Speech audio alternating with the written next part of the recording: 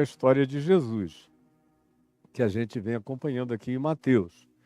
E hoje estamos no texto de Marcos, no capítulo 5, mas na mesma história, na mesma sequência de Mateus, capítulo 9. Você encontra Jesus e você não o vê fazer nenhuma dessas coisas. O próprio batismo de João Batista, que era um batismo ritual para purificação de pecados mediante a confissão de arrependimento. Preste atenção. Estou falando aqui pedagógico e calmamente, não desperdice nada. Tudo é essencial para você. Então, o batismo de João Batista, que era ativado não pela água, como se a água em si fosse o elemento de purificação energética dos pecados das pessoas. Não era a água. João mesmo diz aos fariseus, raça de víboras, por que vocês procuram essa água? Vão produzir fruto digno de arrependimento. Depois venham aqui, arrependidamente para serem batizados, porque não é a água. Não é a água é uma exteriorização de uma atitude interior no coração de vocês. Se não houver essa interioridade batizada, renovada, reiniciada, restartada, resetada pela consciência nova em Cristo Jesus, nada do lado de fora vai melhorar vocês em coisa alguma, vai só distrair, vai ter um papel paliativo, passageiro, distrativo. Mas amanhã vocês vão ter que fazer tudo outra vez, porque nada é duradouro. Nada disso é permanente, nada disso fica. Só o que permanece para sempre é a palavra de Deus plantada em nós. Se a palavra de Deus não for plantada em mim, nada fica. Aí você veja, vem João Batista antes de Jesus, batizando para arrependimento, purificação de pecados, preparando a vinda do Senhor. Aí vem o Senhor e vai ser batizado por João Batista. João olha e diz, não precisa, tu não. Aí Jesus diz, deixa por enquanto. Deixa por enquanto, é a resposta de Jesus. Para que se cumpra toda a justiça que tu estás aqui trazendo, encarnando, propondo na pregação profética que tu carregas, com essa convocação ao arrependimento, deixa, let it be, pode me batizar. Eu estou me identificando visceralmente com aqueles aos quais eu vim salvar. Tu estás e vais me batizar com água, eu vou batizar o mundo com meu sangue na cruz. Por isso João sabia que ele era o Cordeiro de Deus, Jesus, que tira o pecado do mundo, não é? A água do batismo de João é o sangue do Cordeiro, que simbolicamente batiza, diz o apóstolo João na primeira epístola, capítulo 2, verso 1, não somente os nossos próprios pecados, ele cobre e perdoa e faz propiciação, mas ainda pelos do mundo inteiro. Pois bem, o próprio Jesus que vem, depois de ser batizado por João, não dá nenhuma ênfase em batismo. Durante os 3 anos e meio da sua caminhada aqui entre nós, para lá e para cá, na região chamada Palestina, ou na terra de Israel, como vocês desejem, ou de ambos os povos, ou de todos os povos, ou de quem quer que queira. Tanto faz. Para Jesus, esse não foi um tema. Ele não institui o batismo como condição sine qua non para nada durante os dias do ministério dele.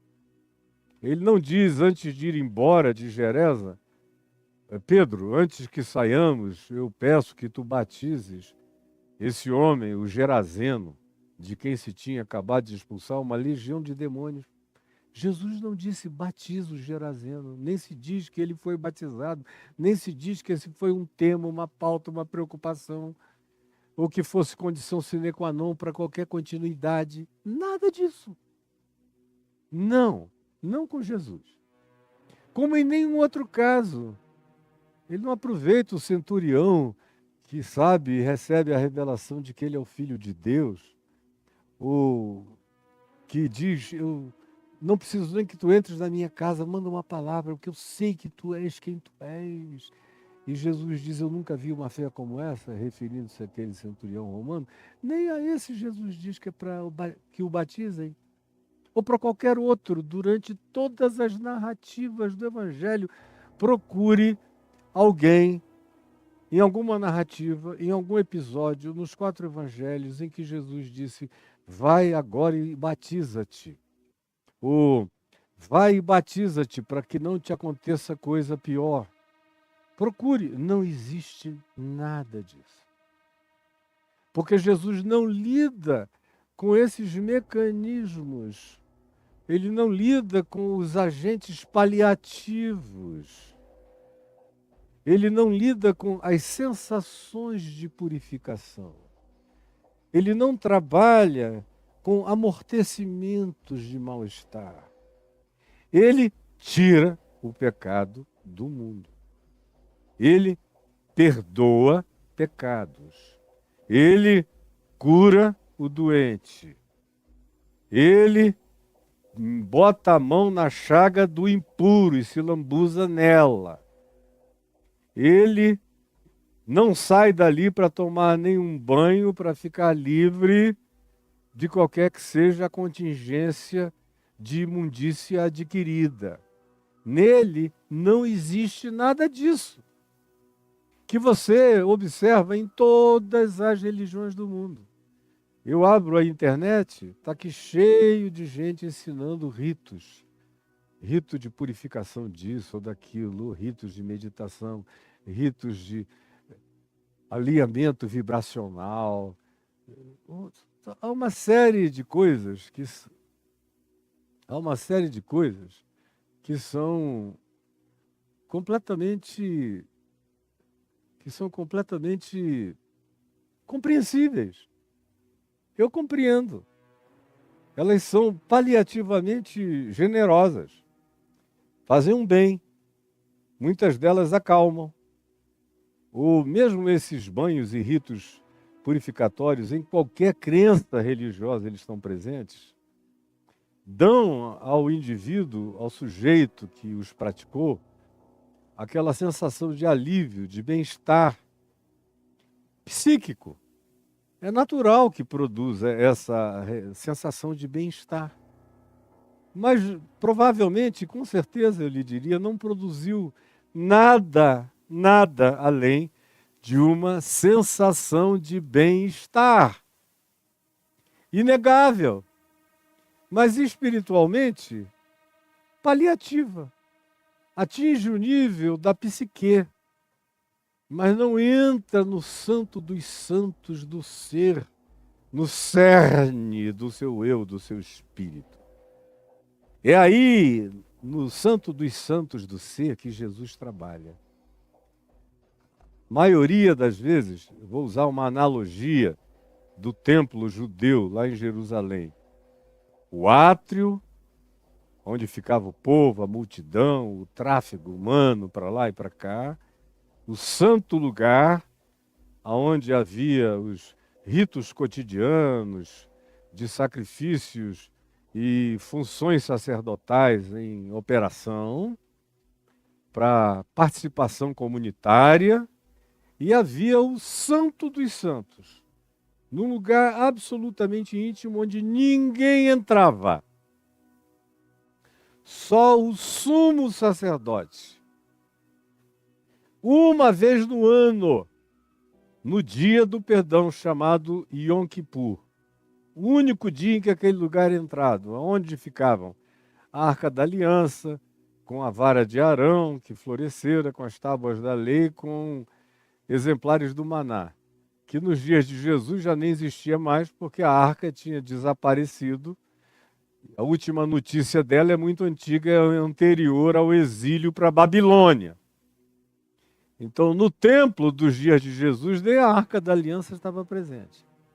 Mas o santuário, o Santo dos Santos, estava lá. Então, usando como analogia, ter essas religiões do povo, que você assiste aí, bem populares, bem folk religion, bem nessa loucura do bate, roda, agita, grita, salta, pula, dá cambalhota, enfim, a religião do suor, da torcida organizada, do tambor, do excitamento, ou da trombeta, ou do barulho, disso tudo, é como um mercado silencioso.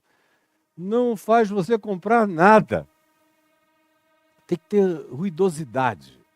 Assim é o átrio religioso para 90% das pessoas religiosas no planeta Terra, elas habitam o átrio externo. Elas entram, elas saem, seja onde seja. Seja numa mesquita, seja numa igreja, seja num santuário budista, ou maoísta, ou taoísta, onde você quiser. Tem o povo do átrio, aí tem um segundo nível, que é o pessoal de maior busca de sacerdotalidade, de maior proximidade, de maior concentração, de maior meditação, de maior desenvolvimento nessa busca consciente, pedagógica de aprendizagem, mas estão aí ainda nesse santo lugar. Jesus, todavia, é o único que opera dentro do Santo dos Santos. Como diz a Epístola aos Hebreus, ele é o sumo sacerdote que entrou de uma vez para sempre no Santo dos Santos. E tudo que ele realiza, tudo que ele opera de maneira definitiva na existência humana, ele opera nesse Santo dos Santos. É aí dentro que ele perdoa o pecado essencial de todos nós, que ele planta a semente da divindade na gente, que ele coloca a certeza da esperança e da exultação eterna no coração da gente, que ele coloca a âncora da vida eterna dentro de nós, que ele rasga o véu e nos deixa e nos faz divisar a glória divina que nos aguarda como vocação para ser. A glória divina que nos aguarda como vocação para ser. Ele opera nessa outra dimensão. E os evangelhos o colocam operando o tempo todo nessa outra dimensão. João Batista chega até o santo lugar com seu batismo para arrependimento. A religião de Israel não passa do átrio. É só leva para lá, leva para cá, aquela confusão para lá e para cá. Jesus é o único que entra nessa dimensão do profundo, do secreto do ser da gente, onde os conceitos são todos invertidos e a engenharia cognitiva é reversa em relação à ambientação da exterioridade, dos átrios da confusão, da bagunça, da frequência religiosa, do passa-boi, passa-carneiro, da negociação dos cambistas e dos dízimos e das ofertas e das confusões para lá e para cá, ou das meditações, ou das vibrações, ou do que você queira, dependendo do seu grupo religioso.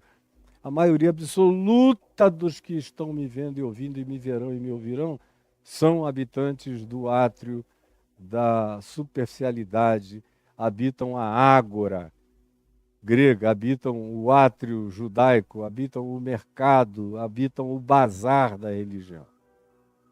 Tem uns outros um pouco mais academizados, ou espiritualizados, ou disciplinados, ou preocupados com buscas mais intelectivas, ou com silêncios psicologicamente mais lúcidos, e que são os habitantes desse santo lugar. Ainda precisam disso. Ainda usam a linguagem do sagrado, ainda vivem do paliativo do sagrado, ainda dão importância às relíquias do sagrado, tudo isso com certa beleza litúrgica, ainda dão extrema atenção a determinados caminhares e de peregrinação, a certas trilhas de purificação meditativa a serem feitas por eles. A gente vê isso na Terra inteira, em todas as gerações.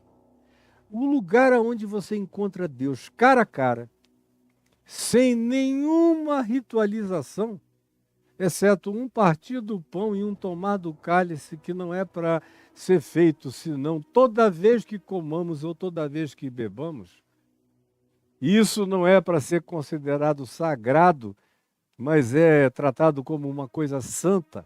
É a santificação do meu cotidiano, é a cotidianização da santidade na minha vida através de cada ato da existência. Não são atos separados para isso, a existência toda em Jesus é santa. A natureza das coisas, os movimentos todos, o parir do filho, o abraçar do filho, o amamentar do filho, o cuidar do pai e da mãe do velho, o levantar o amigo, o botar os amigos numa determinada condição para levarem-no para receber uma bênção, como aqueles que fizeram isso pelo amigo que Jesus veio a curar, conforme a narrativa anterior que vocês já acompanharam. Ou qualquer outra coisa que se faça, como diz Paulo, quer comais, quer bebais, ou façais qualquer outra coisa, fazei tudo em nome do Senhor Jesus, dando por tudo graças ao nosso Deus e Pai. Por tudo. Então, não existe o sacro no Evangelho, existe a santificação de todos os caminhos. É todo ser que respira louvando ao Senhor em tudo que faz com lucidez e consciência.